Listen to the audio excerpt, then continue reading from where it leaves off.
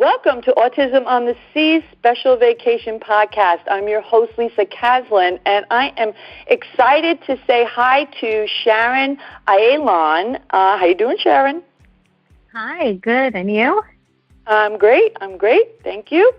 We're doing this call, not that it's going to matter to you folks, but we're doing this call a little bit later than usual. So if I'm a little slower than I normally am, please forgive me. Sharon is going to talk about her vast experience traveling and cruising with Autism on the Seas with her family. She's actually just booked her 4th cruise. I can't believe it. That's awesome. So I wanted to I wish I could book much more. Yeah. I wanted to kind of get the scoop from her today and just talk a little bit about her family. So maybe you can kind of start with that. Tell me about your family, your children. Well, there's me, of course, my husband, and I have a teenage daughter. She's 15. She'll be 16 this year. And my son, Ben, he's 11. He'll be 12 this year. He is on the spectrum.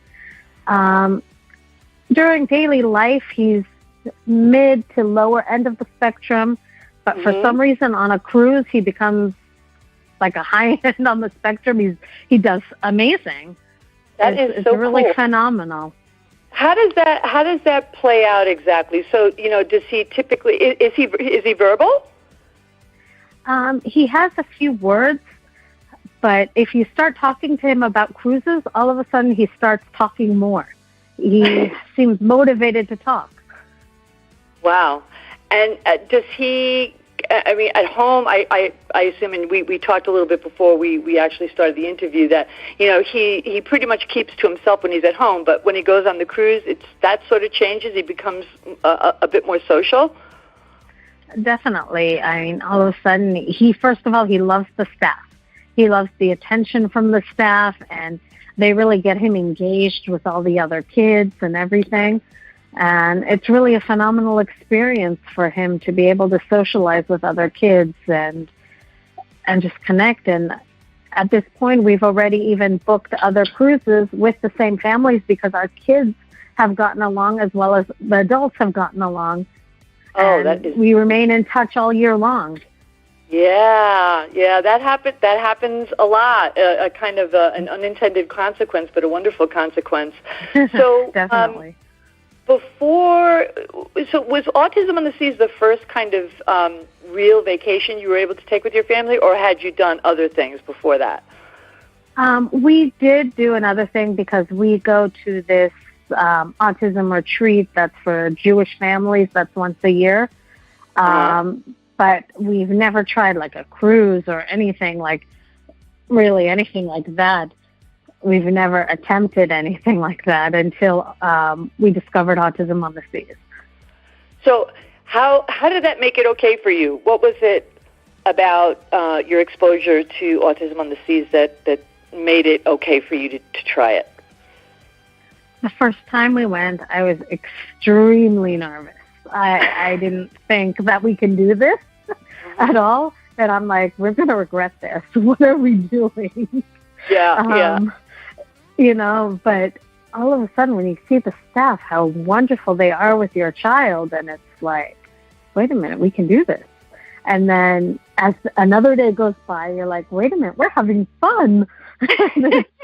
And then you're like, what, it's over? Wait, I need another one. And then that one's over. You're like, I need another one. It's habit forming.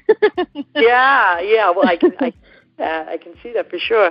So did you have time alone to kind of reconnect with your husband and, do stuff that you normally don't do?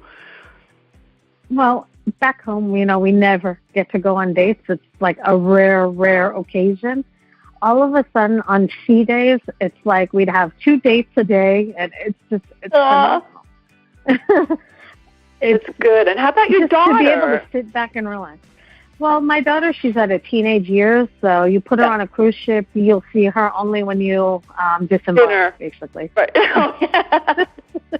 I know. Not even. They stay in the teens club and go to dinner by themselves. You don't even. Every now and then, I'd run into her, basically. Yeah.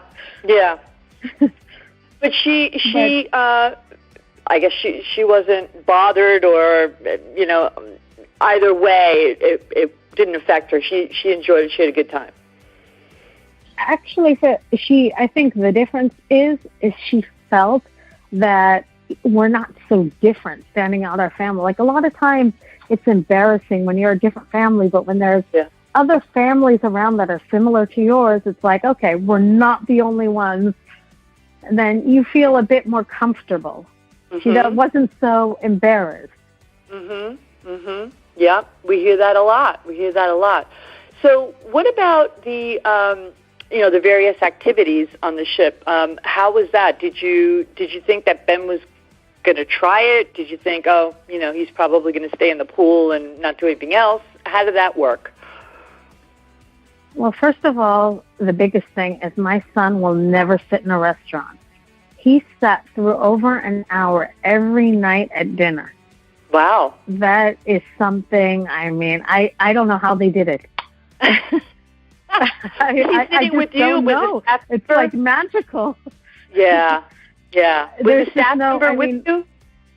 The staff members would switch off because we didn't have a one-on-one. This year we're going to be taking a one-on-one because we just feel it would be more beneficial for us. But I didn't think my son would go into laser tag. I didn't think he'd sit and watch shows, and all of the stuff he did with the staff was amazing. Wow. So is he able to communicate to you? I mean, I know you said he's regularly on Instagram looking at the Autism on the Seas account to live vicariously through other people's cruises. But does he actually communicate to you that, he wants to go again, or does he, every morning? Oh, my gosh. Every morning he'll look at me, no school, cruise? Well, how is he going to wait till next February? I don't know. I don't know. Right. I wish we could make it sooner, believe me. Yeah. Well, you took your last cruise in January, right? That's correct, yes. Okay, so tell us about that. For folks who haven't done it, just kind of give us a little bit of a blow-by-blow, like a high level, but, give us some detail. How did that work? How did it, what did you do? Where did you go? Would you recommend that particular cruise? That kind of thing. Okay, we were with Royal Caribbean, which I was told by one of the staff members on our first cruise that Royal Caribbean is the most accommodating for our families. And I truly felt that with every cruise I've been on with Royal, that they really get our families and they go out of their way to make us comfortable. The Independence was just newly renovated when we went. And it was beautiful. They had a lot of great activities for the kids. It was a great ship. But also there were enough activities where my teenager wasn't bored, which was just as important for me as my son. Yeah. Another thing is we went to Cozumel and Costa Maya.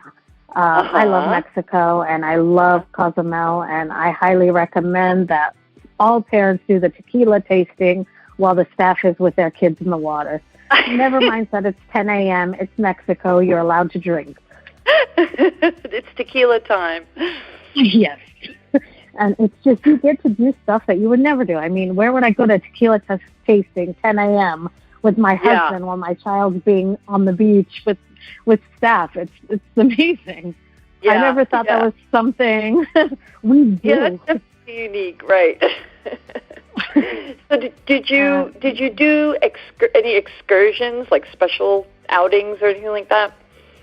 In Costa Maya, we took a taxi to one of the local beaches. My son just loves the water, so we rented a kayak there. It was included, actually, with the entrance to the beach was, I think it was like $20 for all four of us, and it included chairs, included kayak rental, and an umbrella. So we just spent all day on the beach and kayaking. My son was kayaking. We were more sitting on the beach, and my husband would take him out to kayak. And it was just a nice day on the beach in Costa Maya because the port was really crowded. Because there was more than one ship at that time. What I did find is I really like the time of year of January, February, first of all, because it's not overly crowded. Yeah. Because people are back to school, back to work. Yeah. It's shoulder season. Yeah. So, I mean, if it was that crowded, then I don't want to see what it's like other times of the year. Yeah.